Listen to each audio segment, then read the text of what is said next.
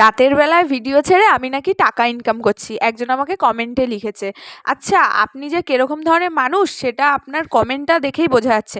রাতের বেলা ভিডিও ছেড়ে আমি অনেক অনেক টাকা ইনকাম করে ফেলছি, তাই তো? আপনার ধারণাটাই তাই। কি দিনের বেলা কি ভিডিও পোস্ট করি না, নাকি আপনি তখন চোখ বন্ধ করে থাকেন বলুন তো? না ঘুমিয়ে থাকেন, আপনি তখন দেখতে পান না নাকি? আর আমি টাকা ইনকাম করি কি করি না সেই কৈফিয়তটা আমি আপনাকে দেবো কেন? আপনি কে? আপনি যে কিরকম মানুষ সেটা আপনার কমেন্টটা দেখেই আমি বুঝে গেছি। নাহলে কেউ এরকম দুটো দুধের শিশুকে নিয়ে এরকম বাজে কেউ মন্তব্য করতে পারে না। আমি কোনো নোংরা ভিডিও ছাড়ছি না যে আপনি বলছেন যে রাতের বেলা ভিডিও পোস্ট করে টাকা ইনকাম করছি।